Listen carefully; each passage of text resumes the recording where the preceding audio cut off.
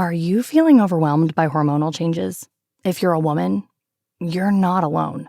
With over 1,000 hormone disruptors in our environment, it's no wonder things can feel out of balance.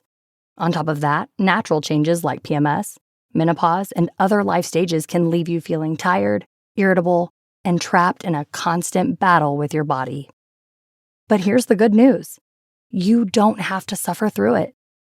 Hormone Harmony by Happy Mammoth is here to help. This herbal formula fine-tunes your hormones, balancing estrogen, testosterone, and even stress hormones like cortisol, which can contribute to weight gain, racing thoughts, poor sleep, and more. With over 40,000 five-star reviews and a bottle selling every 24 seconds, the results speak for themselves. Ready to feel like yourself again? For a limited time, get 15% off your first order at happymammoth.com using code NEXTCHAPTER at checkout. Visit happymammoth.com today and get your old self back naturally. All you homeowners have unique needs. Some feel the need to paint their door a vibrant shade of blue. Others have the need to decorate their bathroom with fish, anchors, and other nautical items. And because each homeowner has unique needs, Geico helps you get the right coverage for your home and what's in it. That way, you get exactly what's right for you, even if your needs are unique. Get more with Geico. Welcome to the law firm of Davis and Davis. We're not a real law firm. Go ahead, grab a beer, a glass of wine, sit back and listen.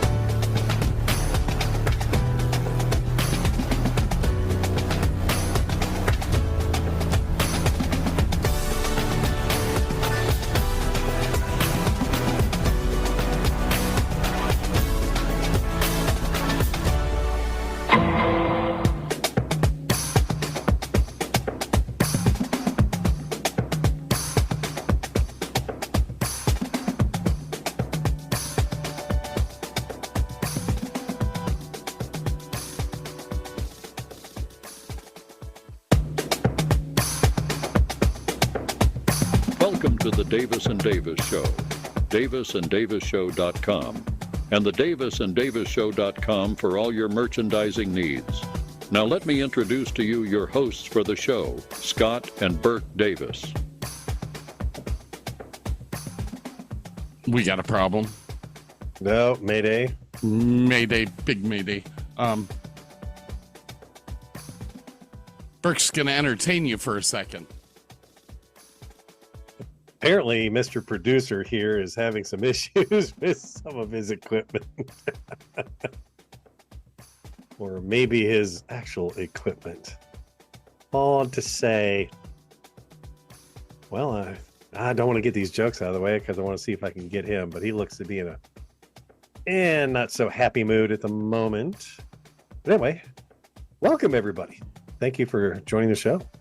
Dave and Davis Show. Remember, the davisanddavisshow.com for some awesome merchandise. This will probably air after we have come back from Put-in-Bay. So we'll be in all upbeat moods today, and the next show is going to be like, holy cow, I need some sleep. But anyway, is he coming back? I see something rattling. Oh, there he is. I'll edit that in post. No, you won't. Did we forget our alcohol? Is that what the emergency was? Well, there's a lot of emergencies going on today. I quit smoking yesterday. Alcohol is so important right now. Except it triggers the want.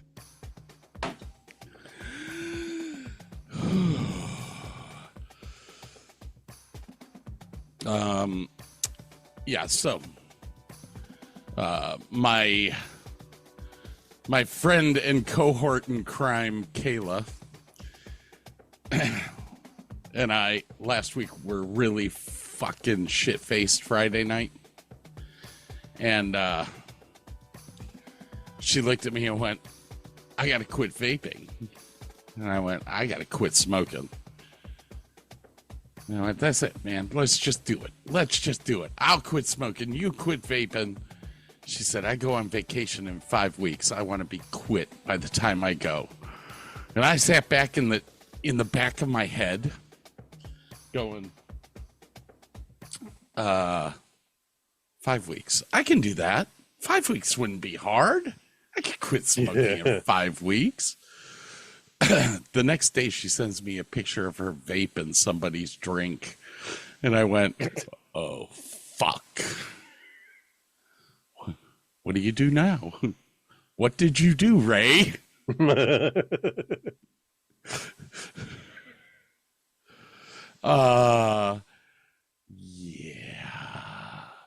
So, she's been she quit Saturday. What day is today? Tuesday? Mm-hmm. Second day. So I quit Monday. And the only reason I quit Monday was because the whole time that I was at Papa G's on Sunday, I kept hearing it. I quit 2 days ago.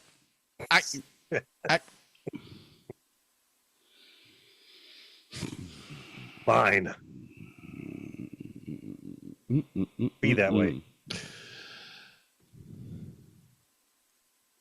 I think they use canned. Oh, I'm sorry. Are you reading fucking texts from people? How professional. I think they use canned queso. Let me just scroll some Instagram while we're doing the show. Why don't we? Oh, it's Oh my goodness. Canned shit. You're the one that works there. You should know. All right, so I got a couple of new lights. Is this lighting acceptable? Is it? I can make it brighter or darker or whatever you need. Dude, you look fabulous. It makes you look a little bluer, which is good because the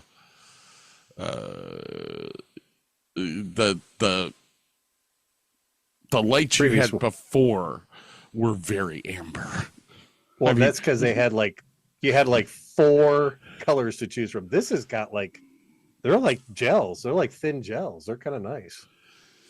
Oh, you see, the ones that I'm using, you can actually adjust the color temperature by temperature. So I'm burning at 5,600 Kelvin and I look pink. I mean, when I drop it down to 3,200 Kelvin, it looks like I'm from Zimbabwe. And I spent $21. On that note, how's your week going? Better. I finally sold a car. It's only been 10 fucking days. Ugh. God. I got the electric bill. I was just listening to the episode. You're like, where the fuck? Who's taking hour-long showers? What the hell? My junk's so clean. What's your bill? The electric bill this month was $370. 70 more than last time. Beautiful. Guess what the water bill was? 189. 353. What? Okay. Is there a leak somewhere in the house? No, there's an actual reason for this. One night, Scott's fault, isn't it? One night after we finished the show, I went outside and turned on my sprinklers. And I mean, I have full irrigation, so that thing sucks through water. And proceeded to sit down on the couch in the garage, thinking I was going to run the sprinklers for 20 minutes. 20 minutes. Ended up 5 hours later, waking up at 6 a.m, going, "Oh fuck!" Now here's the bad thing: the next week, I went outside. I turned the sprinklers on. I sat down on the couch. 8 o'clock. So 2 weeks in a row that I ran my sprinklers for like over 12 hours put together. But god damn, did my lawn look fantastic. I had to have the mowing guys come like weekly. I usually have them come every 2 weeks. I was like, dude, you got to come. Thankfully, we got some rain last week. Oh my God. Him and his toys. We got some rain last week. Nice. And now my lawn's even taller. But lawn maintenance guy, I love you. Love you, Kyle. I love you to death. But I bought a lawnmower. Yeah, it's time. I gotta do the shit myself. What are you drinking? Just some cheap vodka and squirt. Oh. Okay. I'm saving the good stuff for the trip. I'm doing pina coladas. Fabulous. Hi. Do you have the little aerosols? Hi. Well, do you have the been in a tiki cockpit glasses before? at least? No, sir, I've never been up in a plane before. You ever seen a grown man naked? There you go. God, I'm exhausted. They're slamming me with hours because I'm about to go on vacation. As In a matter of 5 fact, days. the day before my vacation starts, I have a 10-hour shift. Why wouldn't you? Why not? Yeah, we're living the dream. Yeah, no. A, I'm going to need some antacids here shortly, and B, I might need to shoot up my nose. Drug addict. You're just a drug addict, dude. Better living through chemistry. That's always been my motto. Adult Skittles. Now I found Skittles in gel form that you can put wherever it hurts. It's awesome. Oh my God. Ooh, back feels a little bit better today. That's good. Gonna go do my consult with a plastic surgeon. Gotta get rid of all this. When I squint like that, I don't look like my dad. What the hell do I look like? A wrinkled potato? Half a vagina under your eye there.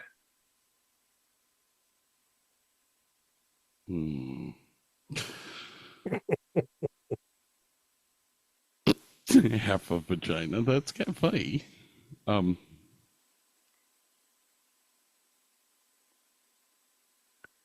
Well, oh, that's gross. All right. quit texting you. What was your show about? My Text eyes look like messages. I listened to your show the other day, and you didn't say anything for like 10 minutes. I was texting. I'm not ambidextrous. I can't do two things at once. Fuck, ambidextrous doesn't even mean that. But hey, I'm going to use it. I can't even think of the word now either. Son of a bitch. Multitask. That's it. Multitasker. I've I've got to multitask. I have to ambidextrously multitask and do it demurely. Oh shit. Yeah. We gotta talk. We gotta talk about something sad. Oh no, I don't want to talk about that yet. Because that's sad. It is. It's super sad. I never thought I'd see the day that Darth Vader died. But hey, man, the guy was 93 years old. Had a great run. Did you know that he was a stutterer? Yes, I did. Did you know that he didn't talk for almost 7 years? Yeah, it was like 7 or 8 years he never spoke. Yeah. Yeah. And then I was watching a film where he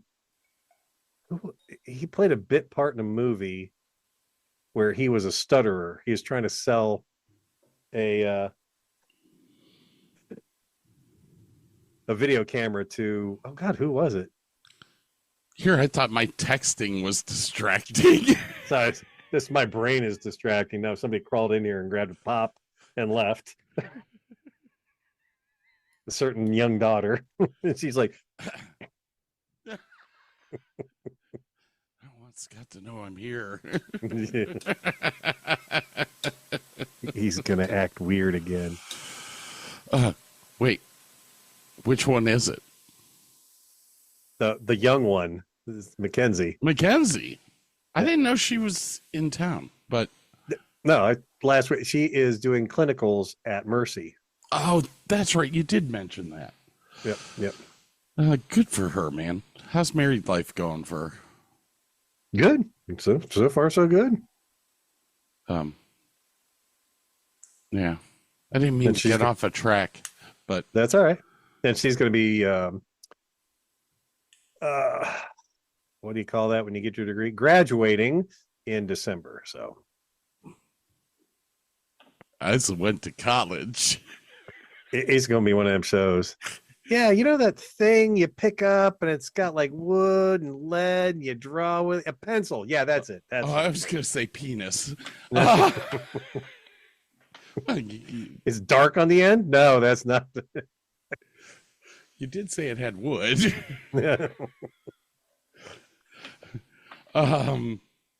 Yeah, we were talking about James Earl Jones. Yes. Did you know he was the very first celebrity guest on Sesame Street? Episode number 6. Wow. Did not know that. I actually gave all the trivia that I knew about him. The fact is that he was in one of my favorite movies of all time. Field of Dreams or Lion King? Field of Dreams and Hunt for Red October. Oh God, yeah. Two that are in my favorites list. That missile hit its target, and I was never here. God. There's a lot of weird shit going on in here. Sorry. James Earl Jones died, age 93. Did you see the episode of Big Bang Theory he was on? He was great. He was great. You're one of those guys who like Star Wars, aren't you? I like Star Wars too. My friend said you might be offended if your friend sounds like a weenie. Oh my God. I found out another one. Like I'd never heard this before. Carrie Fisher and James Earl Jones had never met until that episode of The Big Bang. Oh, I did hear that. Yeah, because he was always in a sound booth doing his stuff. He was never on the set. They had never met.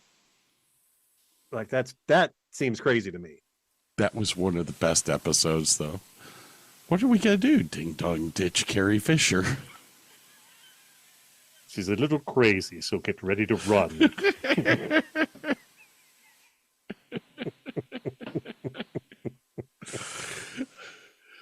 Oh, what else? What else do we have going on here? Not much. Slow ass week at work. I'm getting stuff. Tomorrow is going to be like go to the store, get all the stuff I need for the trip. We have a new commercial of which I listened to it before. I now understand why this commercial is coming out at this time of the year. I kind of sat back and went, oh, Lord. This is what happens when you're on a boat drunk and start brainstorming. So, here we go. New from K-Tel, the revolutionary new album called Conk Rock. In an unprecedented joint venture with K-Tel and Bob, the big conk, Kansa, Bob lays down all your favorite hits. On the Conk, with hits like Shell Shock from Tori Amos, Blow My Mind by Neil Young, plus one of Bob's favorites, Inagada da Vida.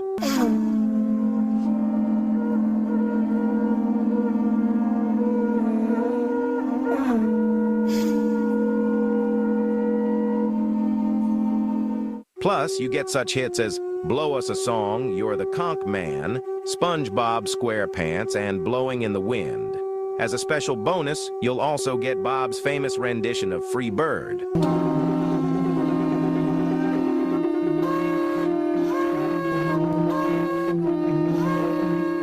Order now and get an entire 2-pound bag of sand for absolutely free. Wherever you are, just pour the sand on the ground, kick off your shoes, and be instantly transported to the tropics with Conk Rock. Send a check or money order to Conk Rock, P.O. Box 26624, Shell Lake, Wisconsin 54871.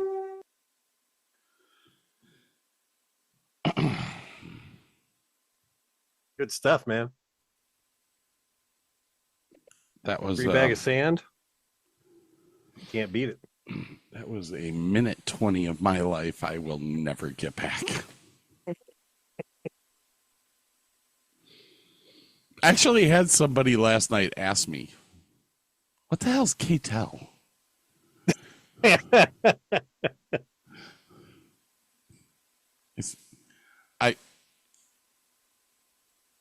right, this is the problem. It's not really a problem. I don't want to call it a problem because this person might possibly listen to our show. It's a generational thing. That's all. We're just teaching the younger generations about history. Yeah. Yeah, that's it. That's it, my friend. You're a history buff. You should like this. Excuse me? So, yeah. Well, it was... Okay. So somebody was having a rough day the other day. Not going to say who. I hang around with a lot of people. I do. What the hell? Quit texting and do a show, damn it. I'm looking something up, jackass. Uh-huh, sure you are.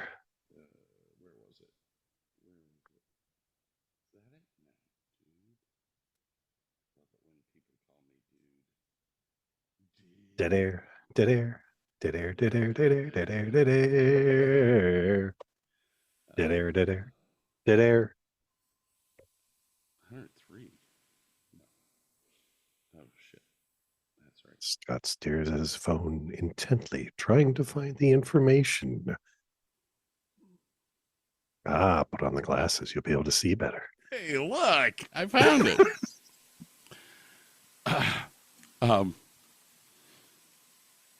So we were talking about music last night, and this person that I was talking to was having a bad day. They were like, yeah, my headphones and car ride were filled with Linkin Park, 3 Days Grace, Breaking Benjamins, Bring Me the Horizon, Disturbed, Evanescence, and Papa Roach. I think it's safe to say we're going through it together today. and my response was, wow. Depression Rock by K-Tel. K-Tel. And they went, what's K-Tel? What's K-Tel? Oh my God. Yeah. In the olden times, before the Spotifys, there were things called albums. I was like, Have you ever heard of an infomercial? Unfortunately, the response to that was, "What's an infomercial?" Well, you would think like they don't Slap have Chop those and, anymore. They had the Sham Wow. That wasn't that long ago, was it? Sham Wow. I'm getting a headache, dude. I don't know if it's from you or looking at my phone without my glasses on. Yes. What else? What else? Second day of not smoking. I texted everyone at work today and bitched everyone out, whether they did something wrong or not. I quit smoking. Fuck you. Fuck you.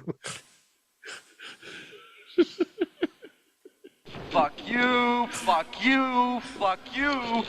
You're cool. And fuck you. I'm out. Look at that, man. I'm sweating like a fiend. This is nicotine withdrawals, man. I'm having a tough one today. Hang on. I have fiending. Something that'll fucking help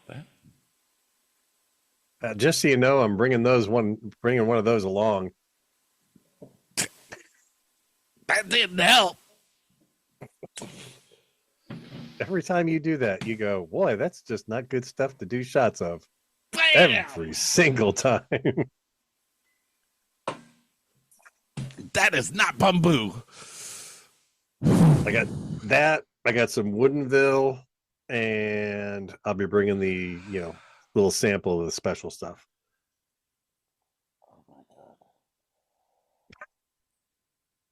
When you're not smoking, things are a lot more sensitive in your throat.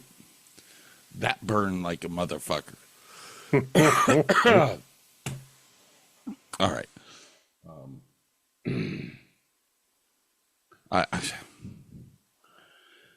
I give up. It's done. It's time for the Davis and Davis Show Motivational Minute. Fuck your job. Do only what you are paid to do. You are not slave. You are not office bitch. Hard work is bad for you. Hard work only good for making somebody else rich. They say hard work never killed anybody. But remember, what doesn't kill you is putting you under chronic stress medication. Work hard, play hard. Bad idea. Work less, play more. Much better idea. Don't stay at work 1 minute more than you have to. When the work is finished, switch off the laptop computer, switch off the phone, switch off the brain. Tell your boss to take their after hours emails and shove it up their ass. You have a life, so live it. And remember, all work and no play makes Jack impotent.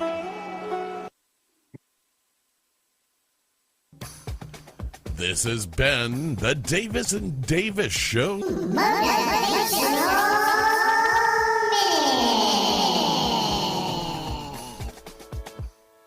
Did you say impotent? Yeah. And looking at the gels that you were holding up, I have a set of those lights. Yes. Oh, they're like $20. I mean, they're cheap. Yeah. Anyways. Oh, dear God. I had a fish sandwich for dinner, and it is attacking me. Really? Yeah.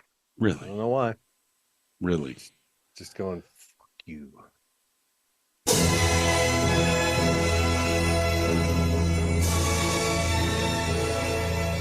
And now Scott Davis with the Gaza Strip update. They're still fighting. That was Scott Davis with the Gaza Strip update.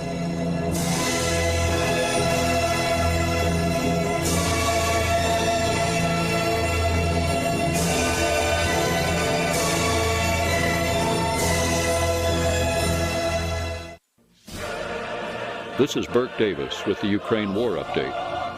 They're still fighting. That was Burke Davis with the Ukraine War Update. All right, now that we're done with the news. There's just, I guess I should have had that with the James Earl Jones stuff. Rest in peace, James. Yeah, we'll miss you. So sad. I'm not going to have that lovely baritone voice running through my subwoofers as I lean up against it.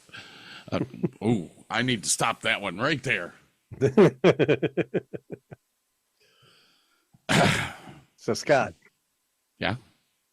What's worse than waking up to a dick drawn on your face? I don't know, dick in your ass. Finding out it was traced. Hello? Yeah, can you hear me? Seriously? Oh, And you're back. Burke's back. Did the punchline go away? What punchline? Finding out that it was traced. Oh. I ran a speed test right before, and it was fabulous. Oh, they're putting AT&T fiber lines in here. Scott's getting a little chubby, isn't he? I'm going to do that. Oh, yeah. Yeah, because instead of having a 10 upload, I'll have a 300 upload. Yeah. Hello, how you doing? Yeah, we're going to do that after we get back from the bay. Back from the bay? I know this will come out after we've been back, but yeah. The timelines are all screwed up. Can you tell I'm just really fucking tired today? Oh, yeah. All right. I guess it's time.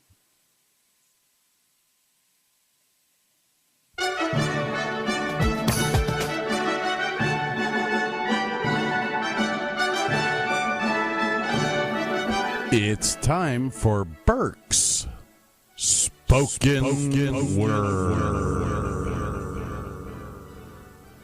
You just hit me with the truth. Now go, you're more than welcome to. So, give me one good reason.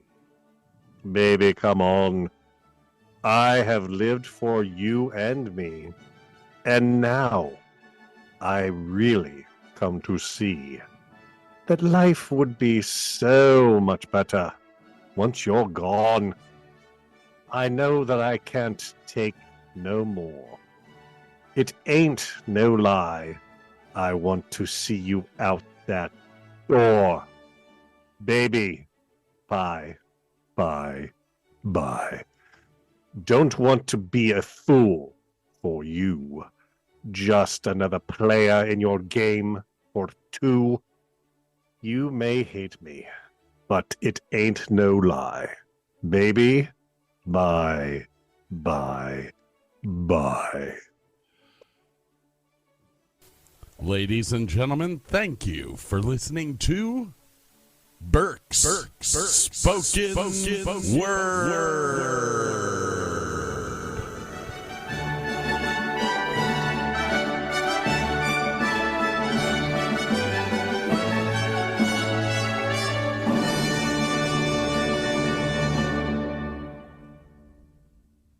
Thought I would make it relevant. Baby, bye, bye, bye. Sorry. I got it by the chorus. Yeah. All right. Getting it is half the battle. My cup runneth empty. Oh. We Our must. timer almost runneth out. Yeah. We must depart for a second. Parting is such sweet sorrow. And we'll depart with something that is absolutely fitting for James Earl Jones dying.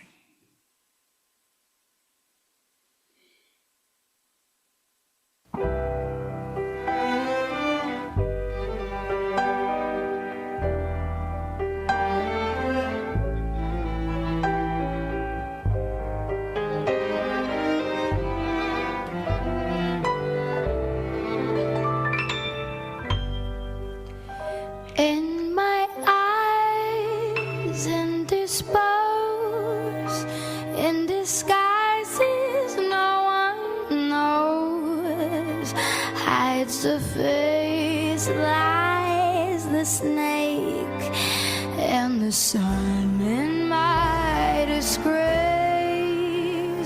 Boiling heat, summer stench, neath the black the sky looks dead. Call my name through the crane, and I'll hear you scream again. Black hole sun, won't you come and wash away the rain? Black hole sun, won't you come, won't you come, won't you come? Start a rain, cold and damp, steal the warm with tire's friend. Times are gone for honest men, and sometimes far too long for slaves. In my shoes, walking slim, in my soul I pray to keep. Heaven sent hell away, no one sings like you anymore. Black hole sun, I won't you come, ba ba ba ba ba, wash away the rain. Black hole sun, won't you come, won't you come?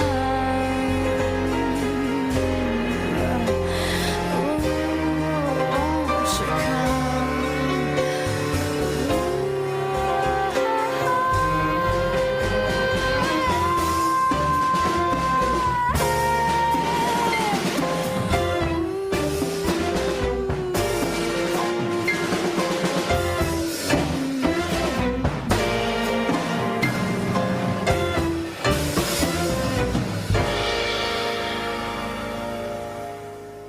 hang my head, drown my feet.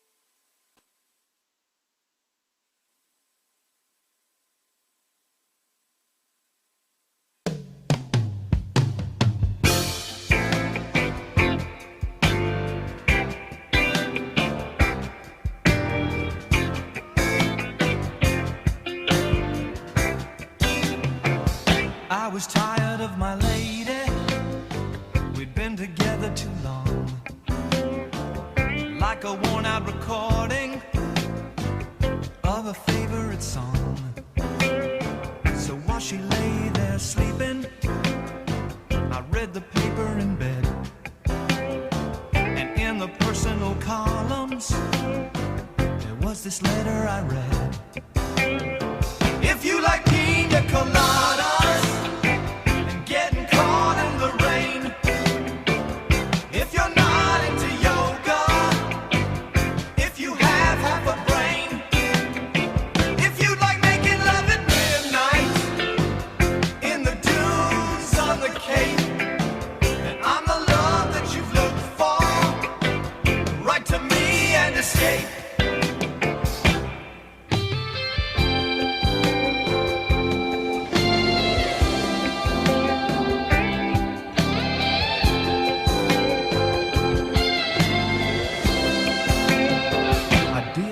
About my lady, I know that sounds kind of mean.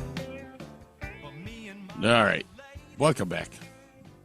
Rupert Holmes from the Partners in Crime album. Mm-hmm. What year was that?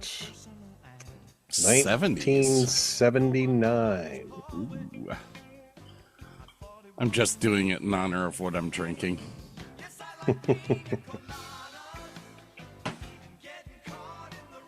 I had that album on vinyl. Man, I could just sit here and listen to this. It's a good song. Actually, Really the whole good album's song. Not too bad. Yeah.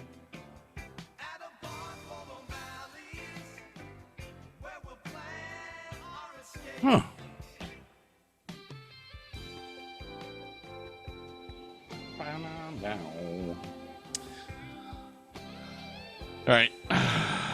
We're doing a show today. It's a show. I waited with high hopes.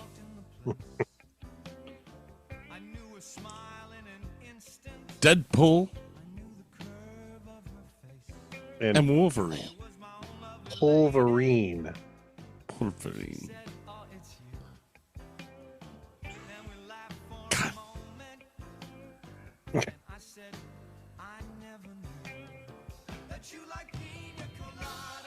Oh!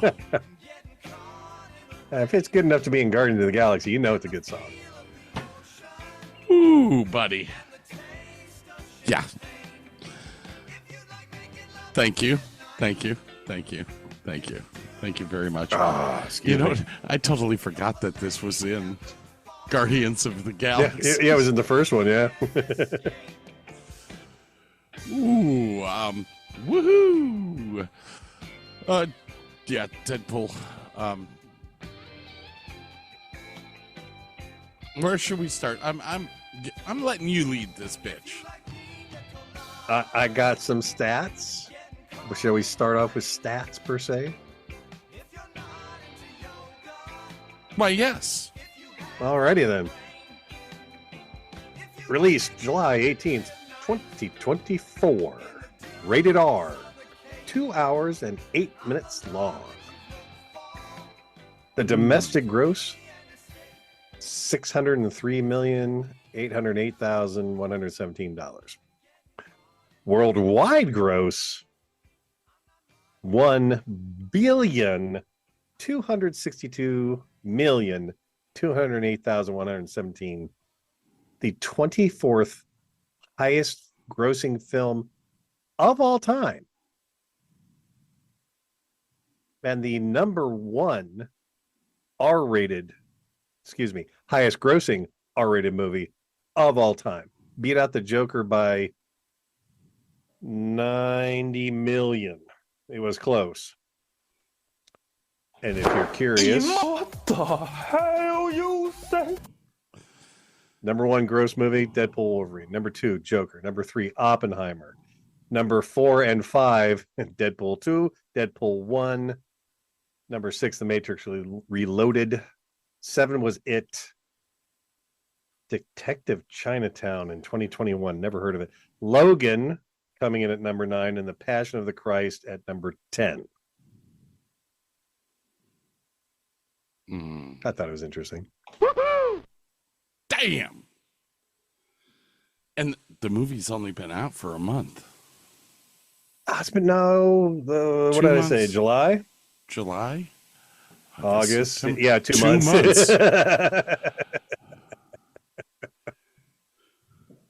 I mean, but you got to admit that's usually all the time they get in the theater. So, but it could go higher. What the hell is going on in this place? Do you know what it takes for a movie to earn an R rating? It is 2 utterances of the F word. You can get away with 1 and be PG-13, but 2, it is now R-rated. Deadpool and Wolverine crossed that threshold in the first 5 minutes of the film.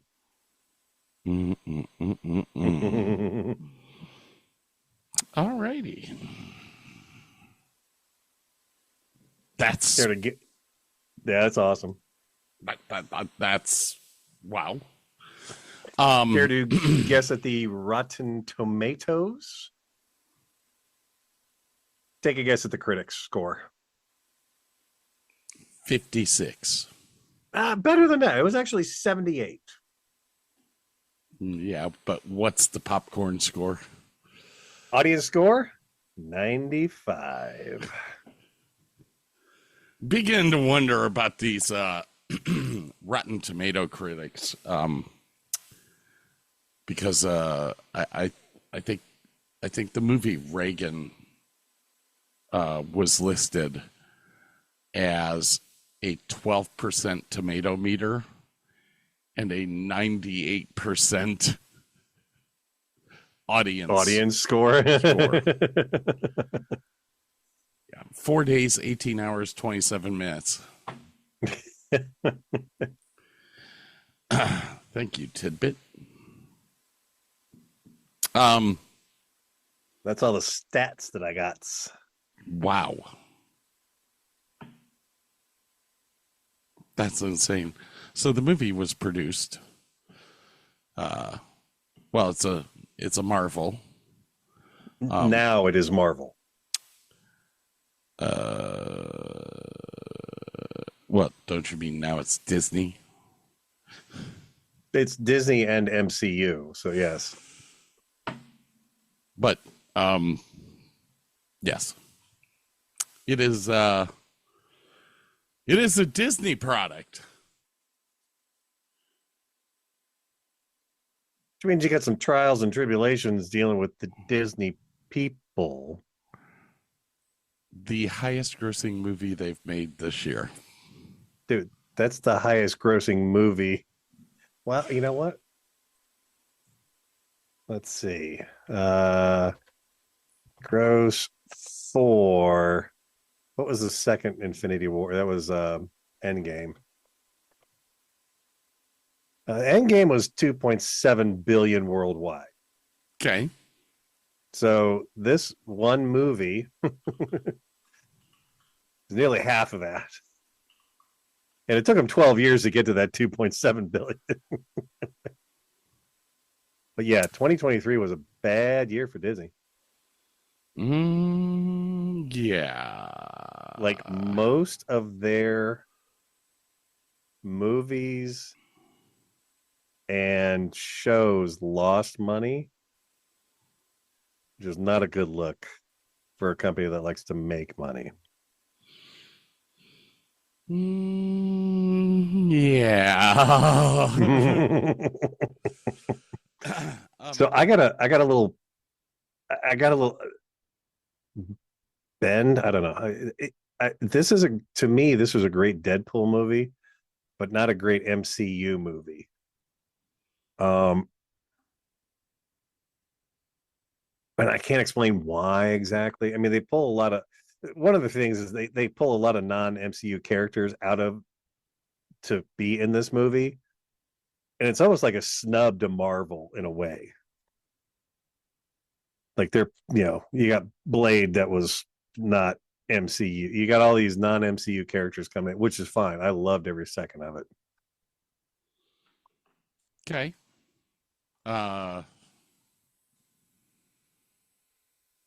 Everyone knows that I'm a comic book guy. And I'm a purist when it comes to things. Yes, we know. The Batman. I had to shut that off with this. And I'm going to say something I don't think I've ever said about something that was made this way. But this film is fucking brilliant.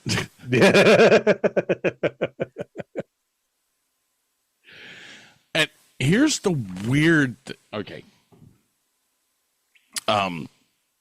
You got two actors that are phenomenal actors in it. Oh God, yeah. Ryan Reynolds, Hugh Jackman. They pull out all the stops. There's a lot of I can't. Nothing's working. What do you mean? Uh-oh. Warning. Reggie. Warning, Will Robinson. This might be the shortest show ever. Yeah, it's great. We love to have a good night. Bye-bye. Yeah, for some reason, a la mouse, not being friendly. Oh, there Is it out of battery? Oh, there we go.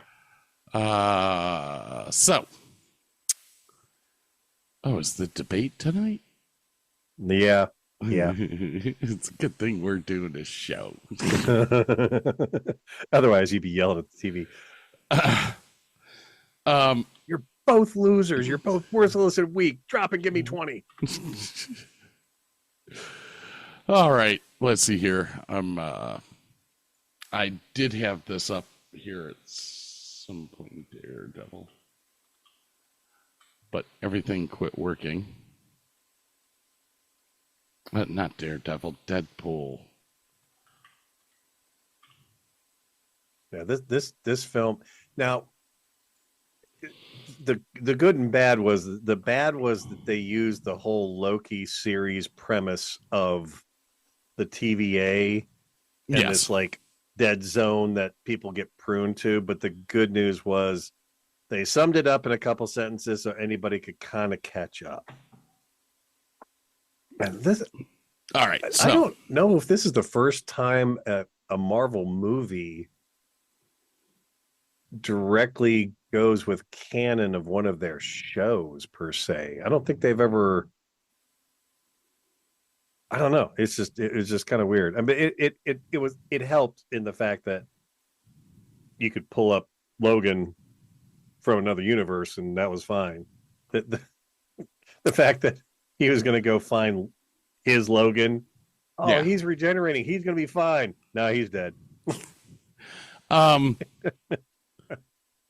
So I wanted to read off this cast list here real quick.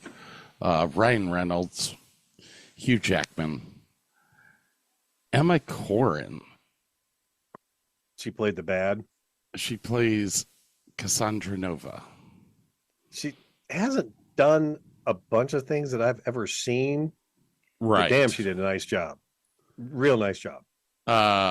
Matthew McFadden, Jon Favreau, who I actually started the whole thing. Yeah, I love him.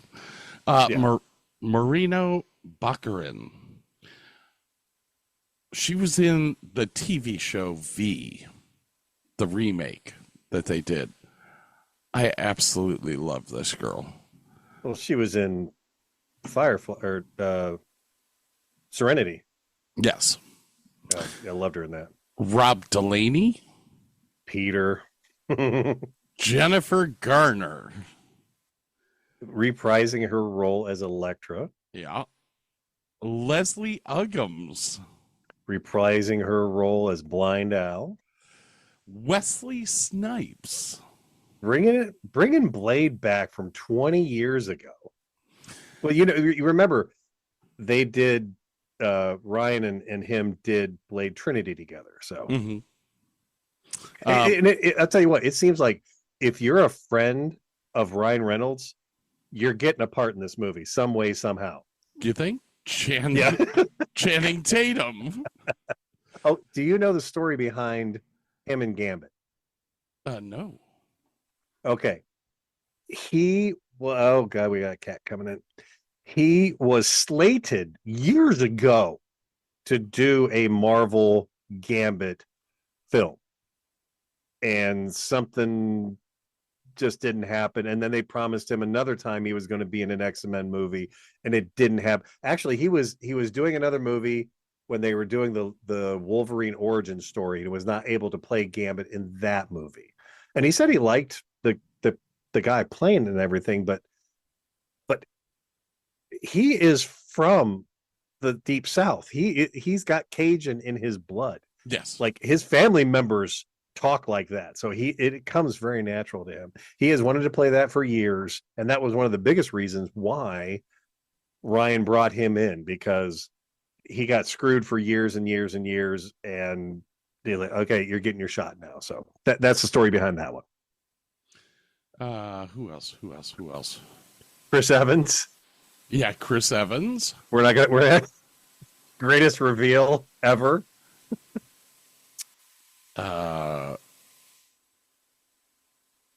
Nathan Fillion's voice as Headpool. He was Headpool, yes, the floating head. Matthew McConaughey. He was Cowboy Pool. Ryan Reynolds' wife was in it as well, or girlfriend. She played Lady Pool that walked out. She did the voice. Yes. She didn't do the body. She did the voice. Both of his kids. Yeah. That Inez and Olin Reynolds. That was Kid Pool and Baby Pool. Am I missing anyone? Henry Cavill. Oh shit, that's right. Henry Cavill played the Cavalrine. Cavalrine. Tyler Mane was in this as well as Sabretooth, which reprising his role from the original. He reprised his role. Karen Sony. What else was he Dopender. Yeah. What else was he in, though? He was in... It wasn't Harold and Kumar, was it? No. No. Safety Not Guaranteed is listed on his thing, but...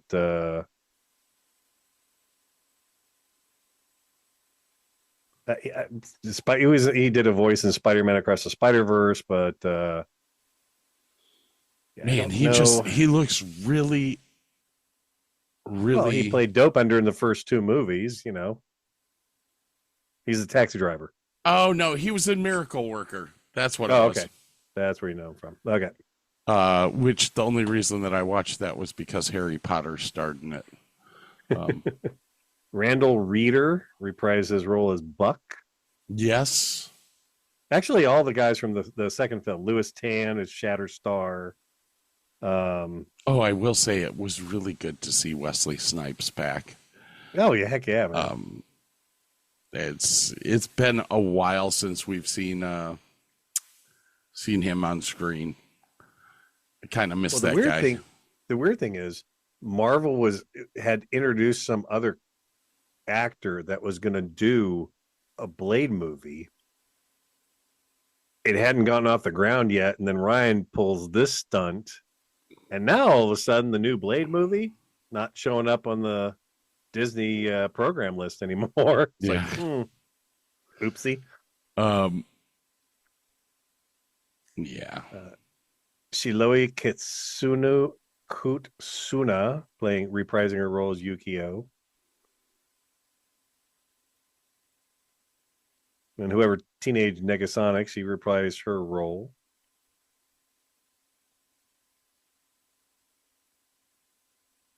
Trying to remember if Aaron Reed. Oh, the guy who played Juggernaut in this film is the guy who did the body double work for Free Guy, who played Dude. You've seen Free Guy, you've seen Free Guy, haven't you? Have I? I don't think so. Ryan Reynolds in a video game? No. Oh my God, that movie's fantastic. Because you play video games? Oh, dude, you will get off on that movie to no end. That movie's great. I mean, I'll try it out. I never watched it. I was not a Ryan Reynolds fan until Deadpool's came out. And Deadpool was one of my favorites when I was a little younger. In Blade Trinity, he really kind of started playing the Deadpool-like character in that movie, and I thought he was great in that film. Now that we've kind of talked about all of the I got a couple more. Bullshit. No, I got a couple more to throw in there. So there is a character called Welsh Pool who had the Welsh banner on his chest. Don't be dying now. He is played by Paul Mullen, who plays for Wrexham, the soccer team that he and what's the guy from It's Always Sunny in Philadelphia that he and Reynolds own. Okay. So he got one of the soccer players from his team to play in there. Canada Pool is played by Alex. Oh, I cannot pronounce this one. Kai Shovich, who was a stuntman for the original Deadpool and the stunt coordinator for this film. Okay. Dogpool is played by Peggy, who won the Britain's Ugliest Dog competition. And Harold Poole was a character in there somewhere, was played by Harold Holland, who is Tom Holland's brother, Spider-Man. The stunt team actually invited him on there. They just think he's a cool dude. And then I'm missing. Oh, where is it? Then I have it written down. So in the credits, nice pool. I gotta find this. Ryan Reynolds is listed. It's listed as Gordon Reynolds plays the part of Nice Pool. Fictitious twin brother. 5 years ago, he did an interview with himself as his twin brother interviewing him. And that character was called Gordon Reynolds. So just a callback to 5 or 6 years ago when he just screwed around. I thought that was great. All right. I think that's about all of the... Ryan Reynolds was one of the writers, along with Rhett Reese and Paul Wernick. And Sean Levy is the director. And Sean Levy directed Free Guy. And they got along super well, which is why he brought him in. In true Deadpool fashion, there was a lot of stuff added to the script to make fun of each other, including Ryan Reynolds making fun of Hugh Jackman's divorce. Oh, dude, they referenced Elektra reference. He's like, "Oh, I'm sorry that Daredevil didn't make it." And she's like, "Yeah, it's okay," because she and what's his name used to date, or they were married. They were married. Affleck. Yeah, they were married and divorced. She's like, "Yeah, it's okay." Nothing is sacred. There is no line these guys will not cross for comedy's sake, and I fucking love that. It was brilliant. This is why I'm saying it was freaking awesome. The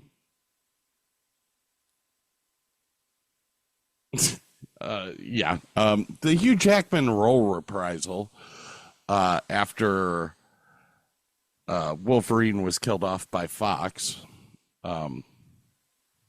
was actually kind of funny.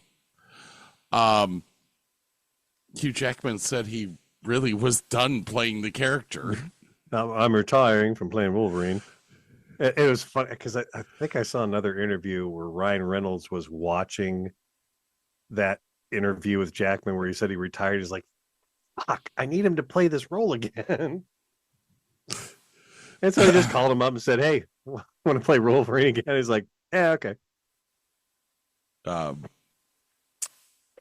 Now, this is we've talked on the show in the past about the problems at Disney with wokeness, DEI, whatever you're going to call it, doesn't really matter. Their direction is one direction. Ryan Reynolds, as the writer of the show, had free reign and could stop the production anytime. So they basically let him do what he wanted to do. Yeah, but the Disney execs tried to impose some stuff on this movie, and that caused a little bit of friction. There was a there was consternation, a little bit of diarrhea going on there for a while. Yeah.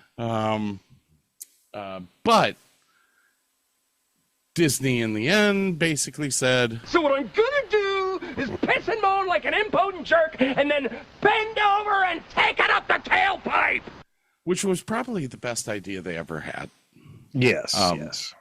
This movie turned out to be their highest grossing film so far this year. Probably in the last 3 years. Yeah, probably. Avengers made some decent bucks. But Endgame was how many years ago now? 2019? Something like that. Yeah, 5 years ago, man. I'll bet since that movie, nothing's hit $1 billion. Ryan Reynolds said that he and the makers purposefully asked for a lower budget than Disney was prepared to offer them, remembering that the first Deadpool was such a success because they had constant time and budget limitations, which fostered an atmosphere for great creativity, which I thought was an interesting thing. Yeah. Oh, dude, we forgot Daphne Keane, who reprised her role as Laura, or X-23, Logan's daughter. Totally missed her. The heck. Sorry. That's okay. Shiny things. Shiny things. Shiny things? Yep. Squirrel.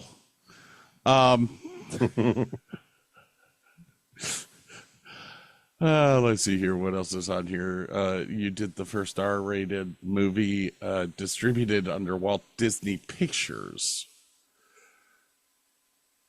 as opposed to one of its banners, which is right, because Touchstone was owned by Disney, but that's the brand that they put their rated R movies out. Oh, under. Yeah, that's right. Yeah. So this is the first rated R movie that Disney branded as Disney.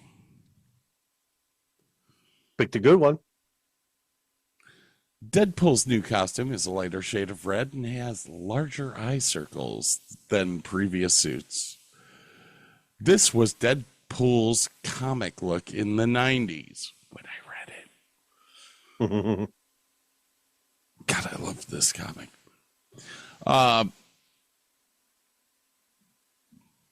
Yeah, I don't know what else to say. The CGI that was in it actually looked real, which Disney's never really had a problem with CGI or anything that has stop motion, you know.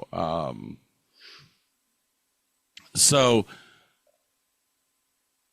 I was extremely impressed with the cinematography and all the graphics and stuff in this movie. Honestly, if you put it up against Fox's or God, why am I talking?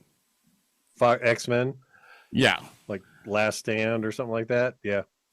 It just looked better. It sounded better. Being in a movie theater to watch it instead of in my house, it is a totally different experience. Oh, yeah. Yeah, this was kind of like Dune. You really needed to see it in the theater. I mean, I'm going to enjoy it when it comes out. I can buy it or whatever, but yeah, this was absolutely a movie theater experience. And you got the audience to go with it. Like, the audience is laughing, clapping, cheering. I mean, it's just a good time.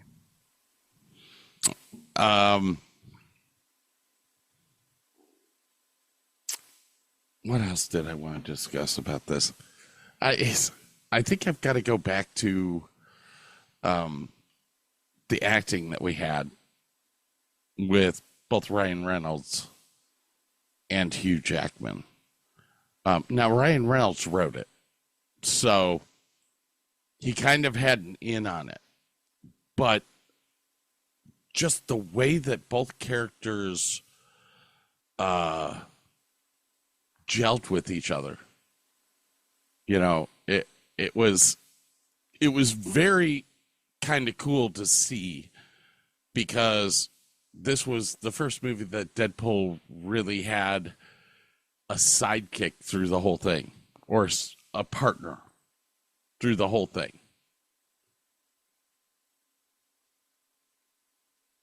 Hello? You were locking up. Is that you or me? I think that one was you, because I didn't get a banner this time.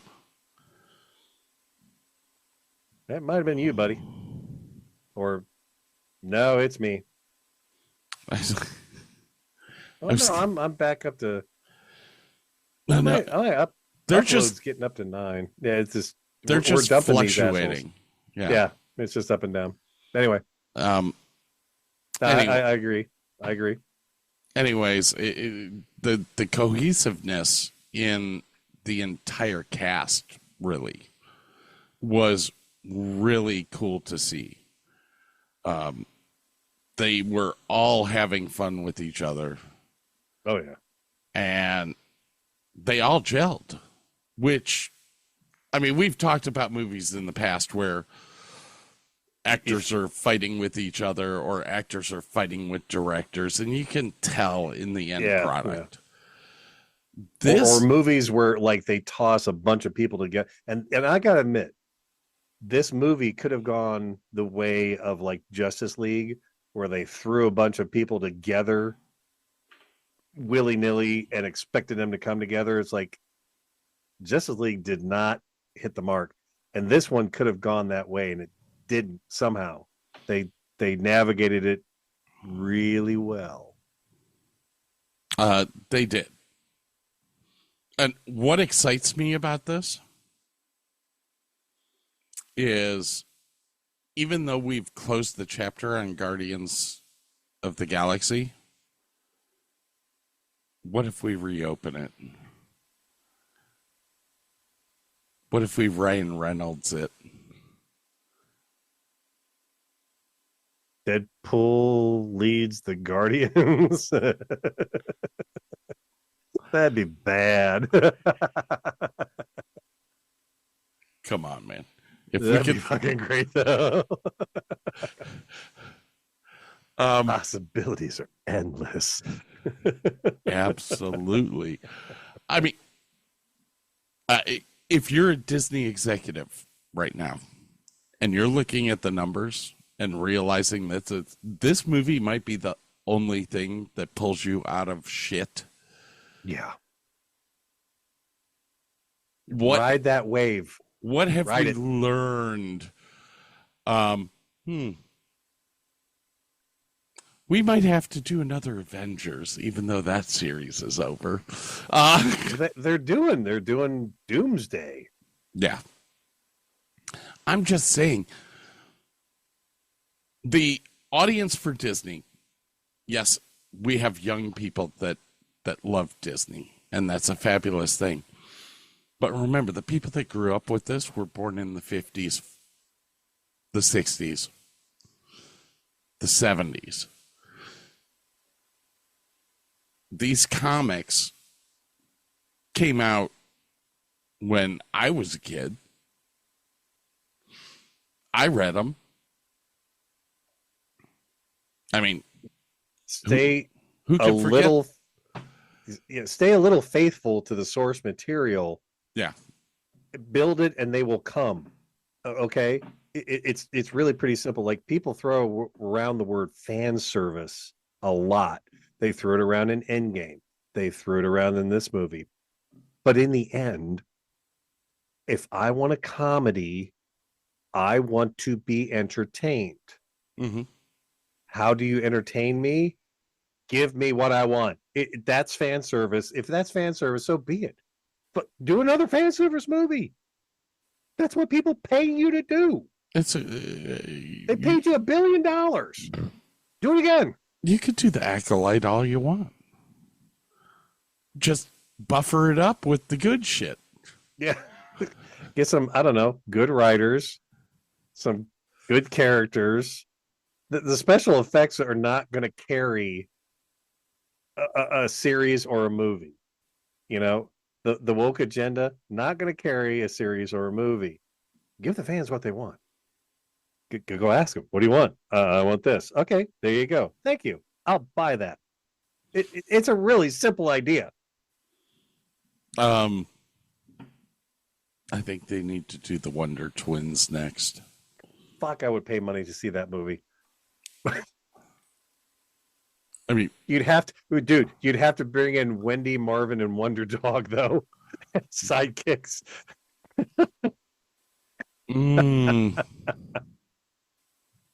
Oh my God. With a little spot of Wolverine. Yeah. I'm the father. Oh God. I'm going to hell after the show. I know it. So we could spend another hour talking about all the references in this movie, all the callbacks in this movie. There's a dozen YouTube videos out there to do that. Go watch them. It's great stuff. I do want to bring up in their final battle with the Wolverine Corps, their Deadpool and Wolverine are walking past a store called Liefeld's Just Feet. And anybody who knows, do you know who Liefeld is? Well, he referenced him in Deadpool 2 about, I bet he's some second-rate dude who can't draw feet.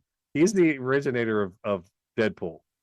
He drew him first, and he just had issues drawing feet. And they've just and Liefeld, he loves that joke. He absolutely loves it and thinks it's great. So, well, what was funny is that I was watching a bunch of YouTube videos when I got home from work today, trying to get prepared for this. And one of them, they were interviewing him, and he was like, I've been mentioned in every film. It's been great. It's been great. No such thing as bad press, right? Now, I don't know if this is a Ryan Reynolds thing. I mean, this has always been a Marvel comic thing, where Stan Lee is always makes a cameo in almost every MCU. He makes a cameo in almost every MCU film. Stan was dead when this was made. So in the one scene, at the end with the Deadpool Corps, the bus has an advertisement. That's Stanley Steamers. Yeah. I am so glad that they're keeping this tradition up. Oh, God. You know, and picking on the writer, it's done in almost every MCU. Every MCU film that I remember, they've always made some sort of reference towards the writer. So, oh yeah, that was kind of something that I sat back and went, "That's awesome. That's awesome." At least they haven't gotten rid of this tradition yet. I totally missed another character in the film. So, Rob McElhenney of It's Always Sunny in Philadelphia and co-owner of Wrexham AFC plays one of the TVA agents in the beginning of the film. Totally missed that. Sorry about that. That's okay.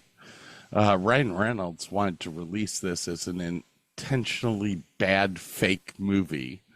Oh God, that's right. Called Alpha Cop. Yeah.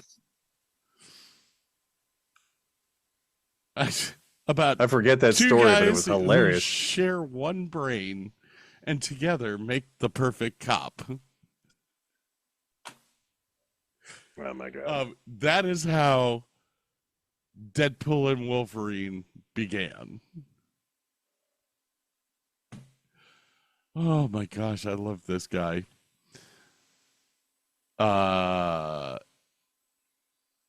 Yeah. All right. We've talked about our film. You haven't mentioned any of your favorite moments. Oh, my ultimate favorite moment, and this is going to be kind of weird for people, is when they meet up in the bar. Just the sarcastic attitude of Deadpool.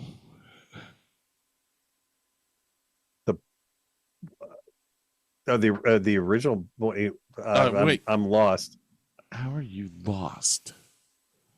It's like one of the earlier scenes. Oh. Yeah, he's going through all the different universes and finds him. Yeah.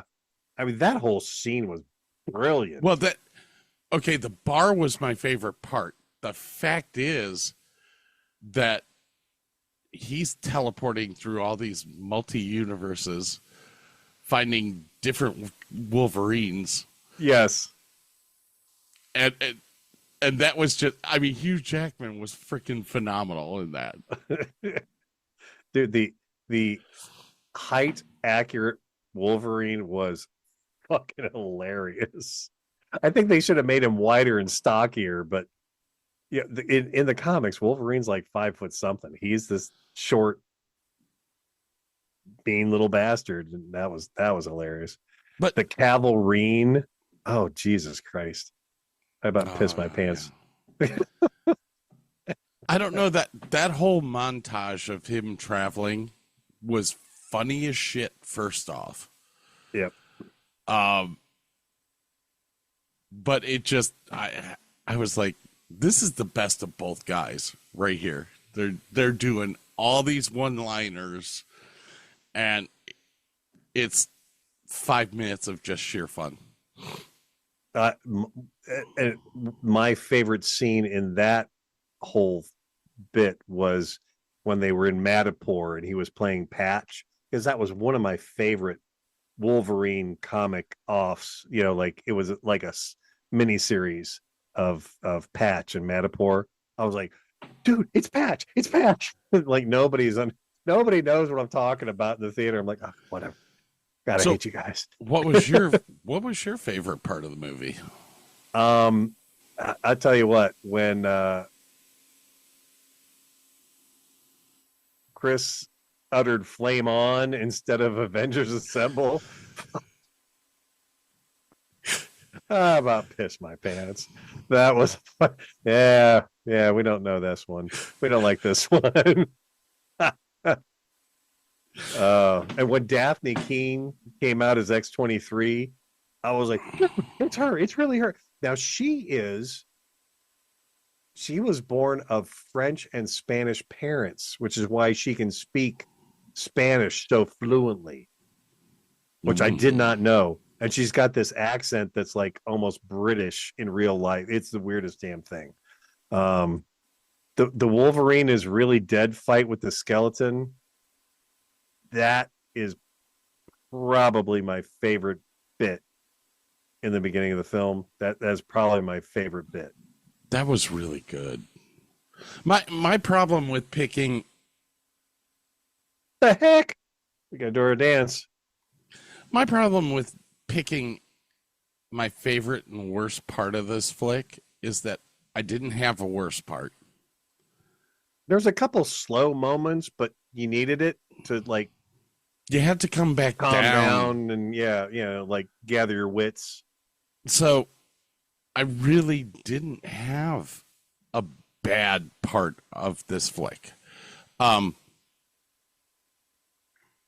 the good parts, it's hard to pick one because that's why I got 5. Especially when you start doing research on the different scenes and stuff, because everything becomes a different context.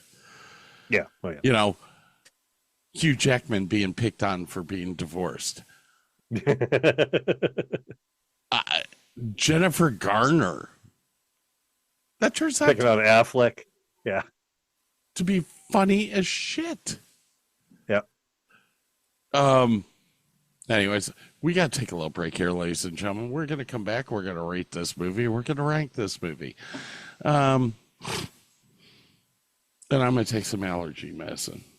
There you go. Yeah. We'll be right back. What? I went to a silent auction the other day. Yeah. I won a dog whistle and 2 mimes. When you were here before, you couldn't look you in the eye. You're just like an angel. Your skin makes me cry. You float like a feather in a beautiful world. I wish I was special. You're so very special, but I'm a creep.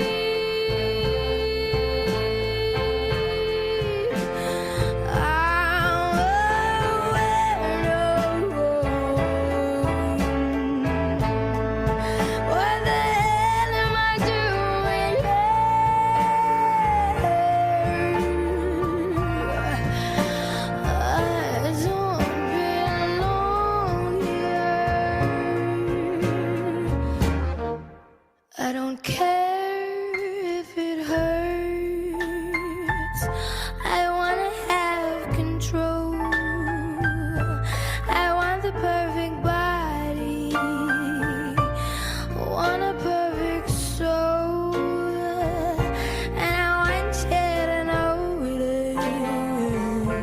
when I'm not around.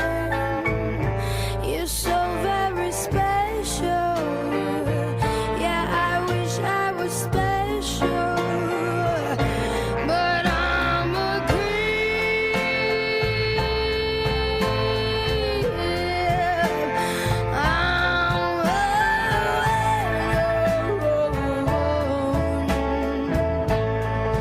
What the hell am I doing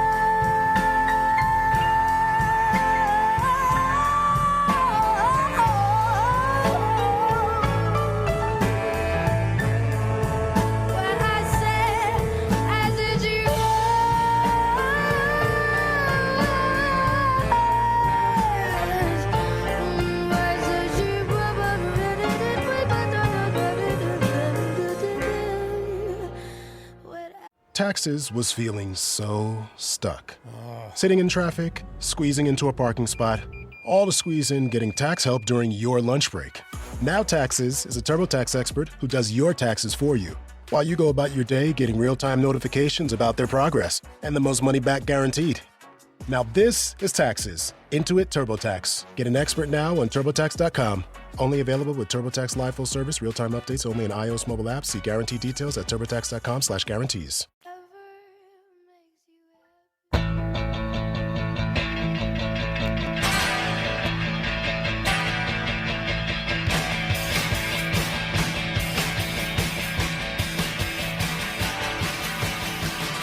It's Depression Rock, the great new double album from K-Tel, with classic hits like Heaven Knows I'm Miserable Now, Girlfriend in a Coma, Dead Souls, Love Will Tear Us Apart, Why Can't I Be You, Never Enough, and The End of the World, with artists like The Smiths, The Cure, Marillion, Joy Division, Morrissey, and many, many more.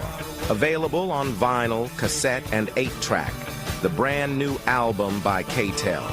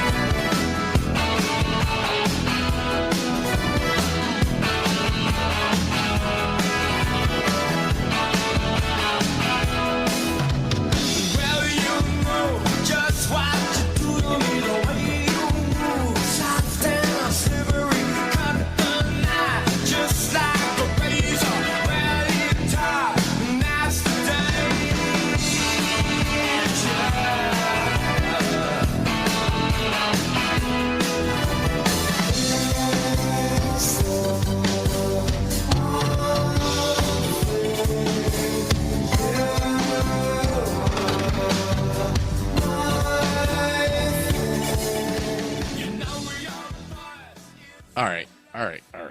I've got to do this. All right. I got to do this. Hang on. Okay. Do it, man.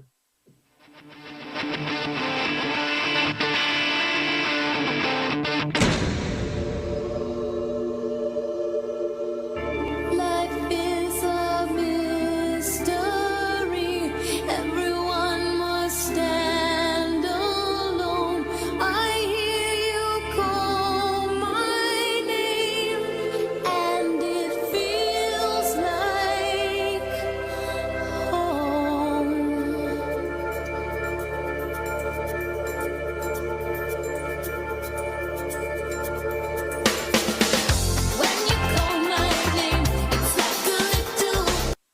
right, I'll save that for next week. I almost did that as a spoken word. It was really close. God. Life is a mystery. Life is a mystery. I just saw Like a Prayer, and I was like, no, that's not going to be Madonna. I threw in 4 songs from the movie in there in case you wanted to use those, and then a bunch of other music in case you wanted to use that too. So, because the Lose Control was also from the movie, and that was who was that? Wasn't there a guy from Cleveland? I don't know. Eric Carmen? Was it Eric Carmen? I think so. Make Me Lose Control. Yeah. Okay. Pretty sure. All right. We're back, ladies and gentlemen. Sorry. For what it's worth, we're here. You didn't get all of In Excess. Great band, great song, but yeah.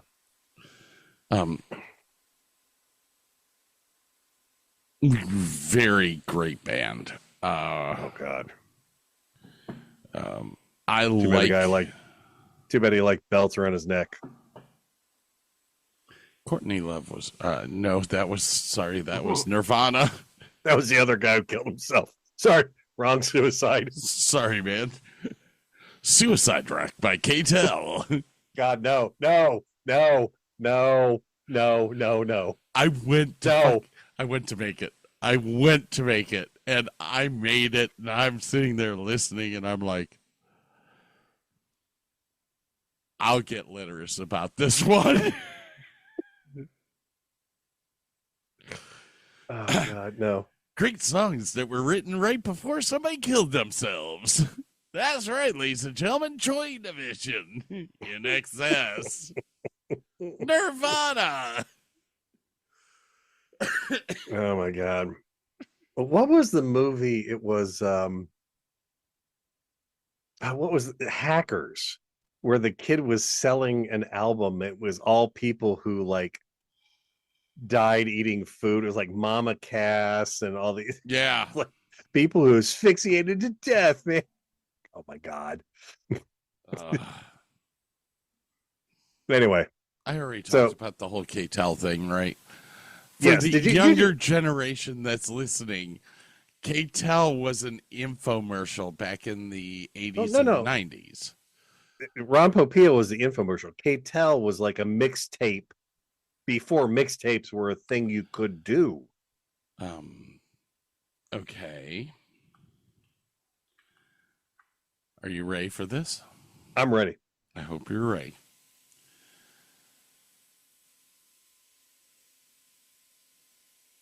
K-Tel International is a Canadian company which formerly specialized in K-Tel International is a Canadian company which formerly specialized in selling consumer products through infomercials and live demonstrations. But that's not the albums though. The K-Tel albums were something. They weren't products, they were albums. Like they had a bunch of stuff like the It CD, is a product. I guess, but basically they sold them commercials at midnight on infomercials. That's true. They did have people talk about it. They skirted the system by being a Canadian company, so they didn't have to follow US laws. Oh. But each album was a compilation. Yeah, it was like basically the mixtape of today. Yeah. But back in the day, only really rich people had like the ability to like splice songs together onto a cassette. Well, even before cassettes, there was no such thing as a mixtape. You listen to, if you wanted a song, if you heard one song on the radio that you wanted, you bought the whole album. You couldn't buy one song. Well, 45 RPMs, if that was a little bit before you and my time. But still, yeah, if you wanted a cool mixtape, you bought a KTEL album. You know, Freedom Rock, whatever, you know. Let's see here. They actually have a website for KTEL. Really?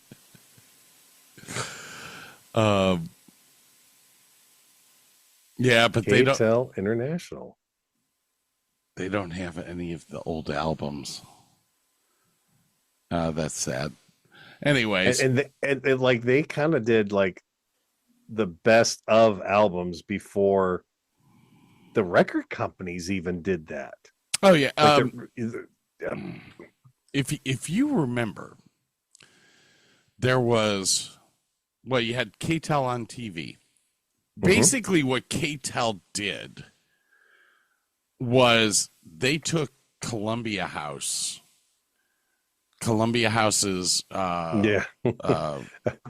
sign up for 5 albums and we'll charge you $300.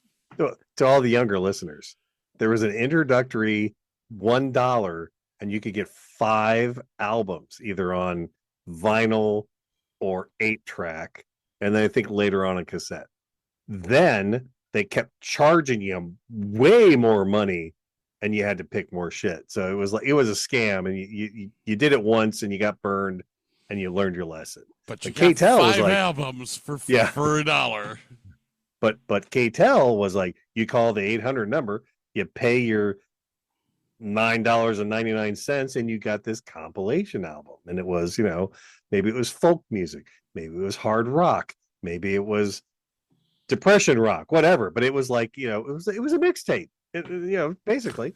And remember, back then, credit cards, only the rich had credit cards. Yeah. So KTEL based their sales off of check or money order. You had to mail a written check or written money order to KTEL at P.O. Box. Yeah. Anyways, I just wanted to explain that to our younger audience, because I've got a lot of people that are younger that listen to our show. And then again, I've got a lot of older people that write me and go, I remember KTEL. Dude, that's so true. Like if KTEL was alive today, they would be doing these albums. I so guarantee I'm going to get like at least 5 emails about Columbia House now. They ruined me. I went into debt, man. It's as bad as a timeshare. Yeah, that's about it, too. And for all of the younger audiences out there, a timeshare, what? No, we're not going to do that. Hey, there's still timeshares around, man. Oh, God. Really? Yeah. Oh, God. What was it? RCI. I think RCI was one of the big timeshare companies that my roommate, Vinny, when I lived in Virginia Beach, he had one. And what he did was, well, it's either RCI or REI. I can't remember. They had this deal where you pay for your timeshare, and I think he paid like $85 a month. We lived in Virginia Beach. He got a timeshare in Virginia Beach for $85 a month, but he could trade his timeshare time at that timeshare for timeshares in Hawaii, which if he had the Hawaii timeshare, he would spend $210 a week or a month. Okay. So he got this timeshare right next door to his house, like 4 blocks from his house, and used it to trade it to go to Jamaica, or he would go to Hawaii, or he would go to the Cayman Islands. And he actually knew how to work the system. It didn't cost Holy him cow. anything extra. I was like, my God. Vinny, how the fuck did you figure this out? Oh my God. Absolutely cracked me up. Vinny was one of the smartest guys I ever knew. But the alcohol was always that was the kicker, man. That was the downfall of Vinny, huh? That was definitely the downfall of Vinny. And for the younger viewers, timeshares would entice you with a free vacation in Vail, Colorado. The only problem was you had to sit through hours of these high pressure salesmen trying to sell you timeshare out there. Like you didn't get enough time to like enjoy the slopes or nothing. You were stuck. There's a whole South Park episode about that shit too, which is hilarious. But anyway, we digress. Yeah. All right. So, Deadpool and Wolverine. Question for you. Okay. I have an answer. How do you rate this movie versus the other two Deadpool movies?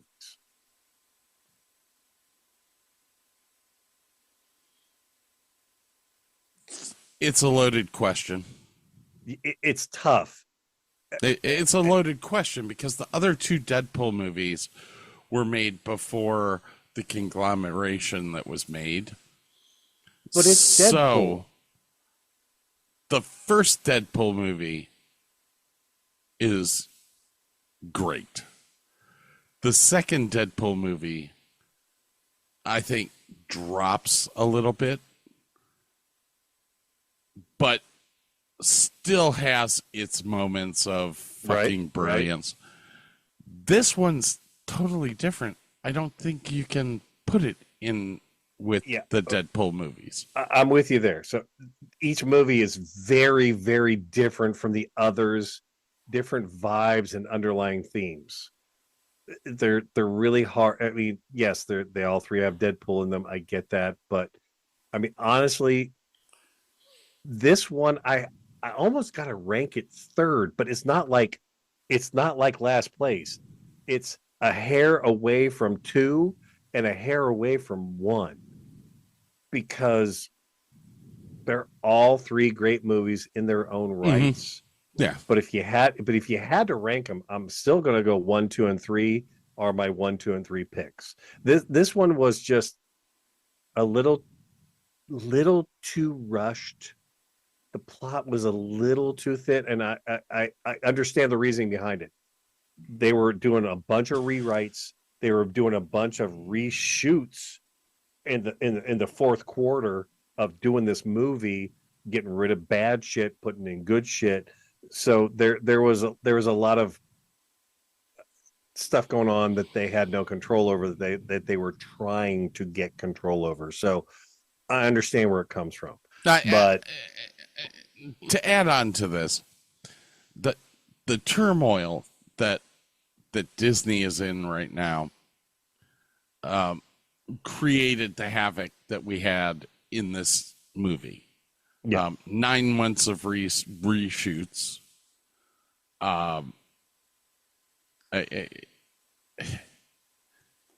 Political jockeying. There's just a whole mess of stuff going on. Disney's got to get to the point of where, listen, if you don't trust the director or the writers, why the fuck are you making it? Yeah. You got to sit back. This is the biggest thing that I learned being a producer of shows. And that's hire a director you trust. Make sure that the script is worthy of an audience. And 3, let that director do what he does. Because you hire the right talent. It's got to be number 4. That's not my job. That's not my job as a producer. That is the director's job. Fair enough. Director needs to pick the right people. And if I'm a producer and I'm sitting back during casting and all that, and I see that it's not going right, it's time to replace the director. You know, you nip that in the butt in the beginning. This director is a great director. Yep. You have, as an actor, one of the writers, which actually makes your life easier. And a producer to boot, so he's got some power to throw around if right, because there were a number of producers in this, but yeah. But the whole point that I'm trying to make is you as a producer, once you've picked the project, then you pick the key people. Then you pull your ass out of it unless there's a problem. Yep.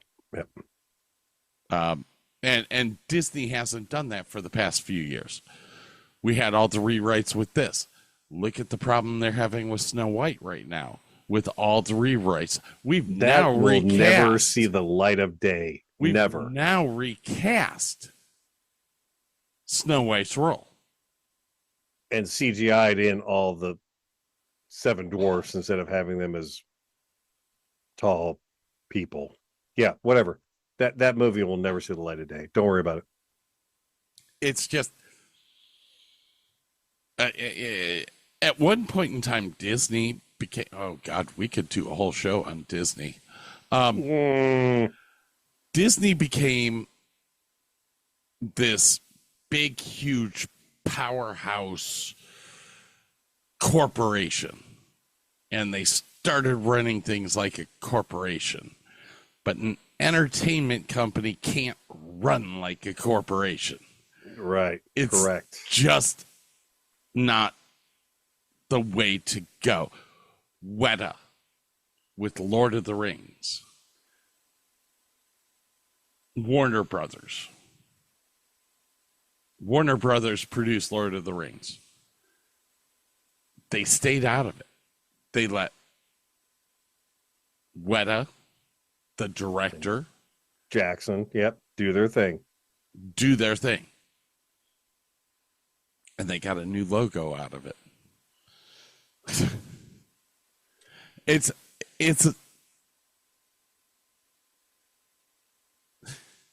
you become 100 times more creative when you let people do what they do. Yeah.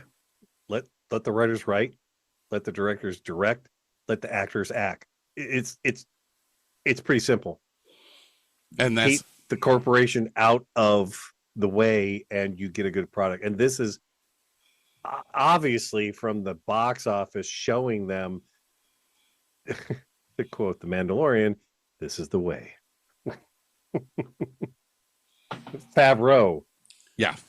When he has total control, puts out a beautiful product. Holy cow. So what you're saying is you list this as number 3 out of the trilogy? In the Deadpool trilogy, and I'm not saying it's bad. I'm saying because of the interference and the rewrites, it's just not quite the caliber that number 2 or number 1 was. But it's damn close. But my God, the cameos, the oh shit moments, and the action were absolutely the best out of all 3 films. Absolutely the best. Yes. Okay. So we're kind of we are in agreement on this. Yeah. The shock value of this film alone just blew me away. Like I said, I can't rank this against. I mean, if I had to rank it against the other 2 Deadpools, this would be 3rd. Yeah, by a hair. By a hair. It's just a different movie. Yeah, whole different vibe, whole different feel, whole different direction.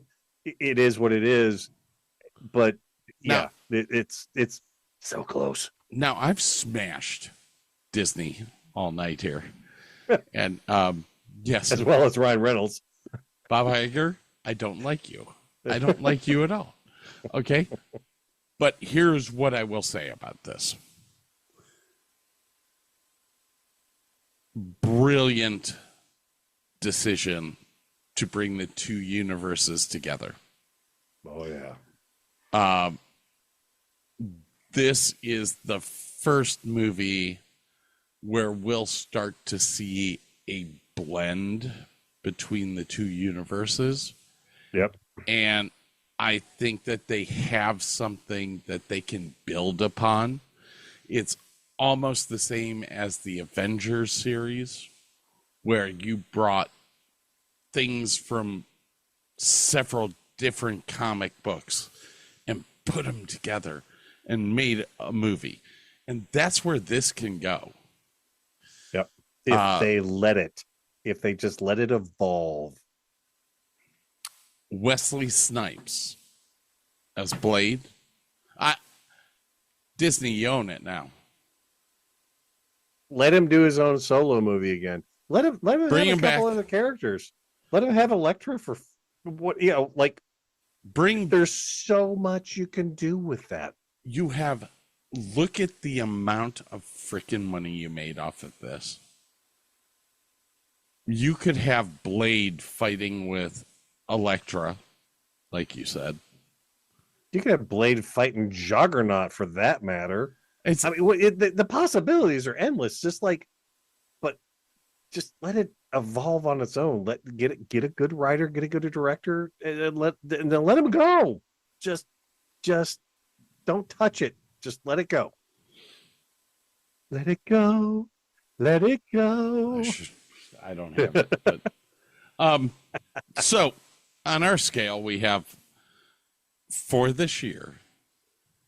I'm still doing the scale. Okay. We have the top shelf, which is number 1. Yeah. And then it goes down to shelf 5. Okay. And then we have the box. Yes. Where in Pray Tell do you put this movie? For the year? All the way to the top. First shelf. Top shelf? Top shelf for the year. Okay.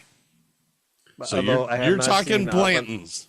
Yeah, I have not seen Barbie. I have not seen Oppenheimer. I apologize. Oh my God, Oppenheimer! You have to watch that. It's long, but it's good. Much like Mike Johnson. You're English. That's not going to happen. Much like my William Tell. What do you want me to say? Damn, this thing is so close to being in the box. I have not thought about that. Fuck that.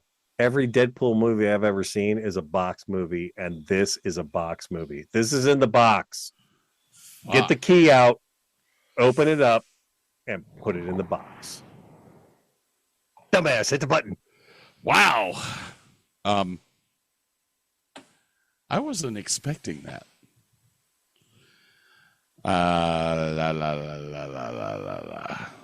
This is much like Lord of the Rings. It is not now I got Lord of the Rings, but it is. That whole trilogy, put it in the box. I got to think. I have watched Deadpool multiple times. I've watched Deadpool 2 multiple times. When I buy this film, I'm going to watch it. My God, just because there's thousands of little tiny details I haven't seen and picked up yet. Like when Logan they're fighting in the compound and he jumps on the leg of that thing. That's one of the legs from the enforcers from the fourth Wolverine movie. It's just, dude, the tiny details in this thing are unbelievable. Shit. They had the burnt car from Planes, Trains, and Automobiles. Yes. I get it. I'm having the dilemma of Daredevil would be in the box. Or I mean, Deadpool would be in the box. Deadpool 2 would be in the box.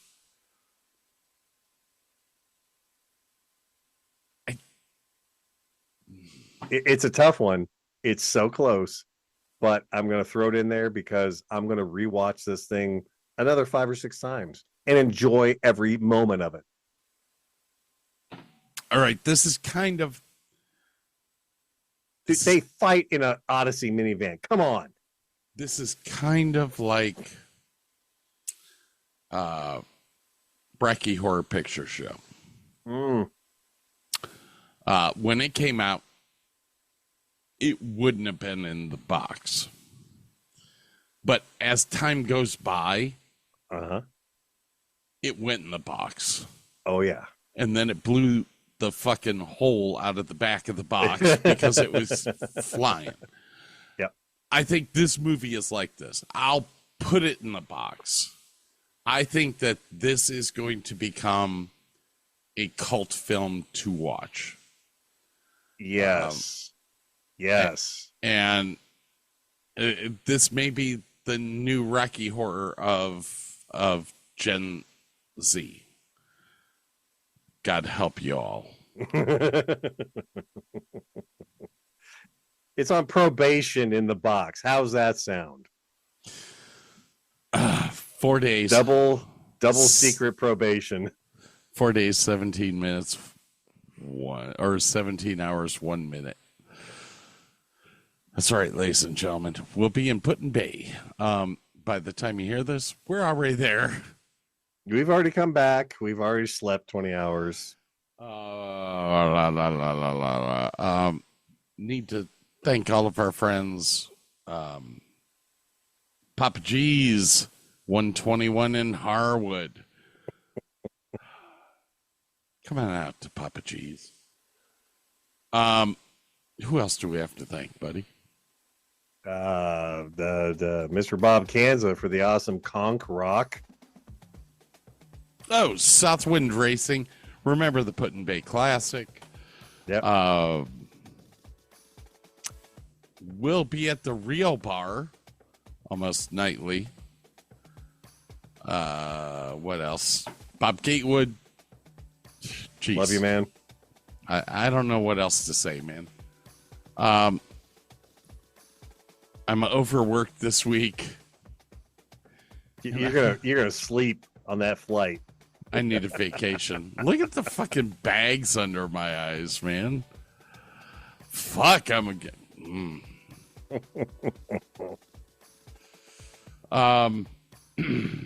Kayla, Tiara, James, Mitra, Heidi. Love all of you. Yeah. I'm sure I missed somebody. Sorry. Oh, well. Catch you on the flip side. We'll be back next week. I don't know when. Couple weeks. I've got like 3 shows that I have to edit before I leave so that we have shows running while we're gone. All right, ladies and gentlemen, we'll see you at Put in Bay. Love you, Ohio. Love you, Texas. Have a great night. See you soon.